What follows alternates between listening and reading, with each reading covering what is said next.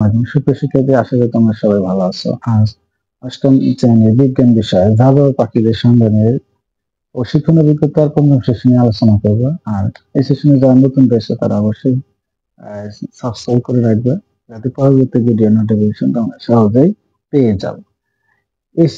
East Asian এবং Australian fly way দিয়েই এখন পর্যন্ত প্রায় 250 প্রজাতির প্রায় 5 কোটি পাখি চলাচল করে থাকে। এই ফ্লাইওয়ে বাংলাদেশে আর কোন কোন দেশের উপর দিয়ে গেছে তা নিচে লিখে রাখো। তোমরা এখানে একটু দেখতে পাচ্ছ যে ম্যাপে।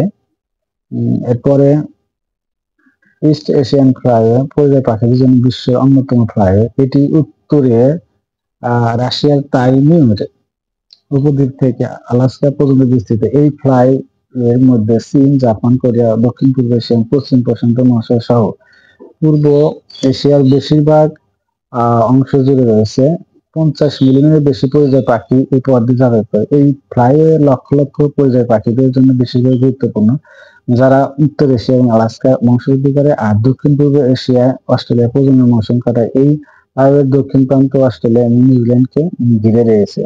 পৃথিবীর ক্রমাগত ঘূর্ণনের পরেও এর বিভিন্ন অঞ্চলে ভৌগোলিক বৈচিত্র্য কিভাবে সংরক্ষিত হয়। সবচেয়ে একটা গুরুত্বপূর্ণ একটা আমাদের মাথায় সবসময় এটা ঘুরপাক খায়, পৃথিবীর ক্রমাগত ঘূর্ণনের পরে এর বিভিন্ন অঞ্চলে ভৌগোলিক বৈচিত্র্য কিভাবে সংরক্ষিত হবে। তো আমরা এখানে দেখি যে এখানে পৃথিবী নিজ অক্ষে কেন্দ্র করে ঘোড়াকে আহ্নিক গতি বলে এবং সূর্য চারপাশে ঘূর্ণনকে বার্ষিক বলে। পৃথিবীর উত্তর দক্ষিণ মেরু বরাবর কাল্পনিক একটি রেখা আছে, এটা অক্ষরেখা। এই অক্ষরেখাটি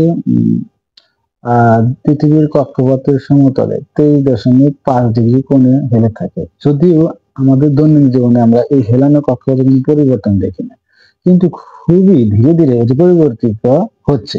পৃথিবীর কক্ষপথ ও হেলানো অক্ষ ঋতু পরিবর্তন এবং দিনের সময়ের দৈর্ঘ্যের পরিবর্তনে ভূমিকা রাখছে।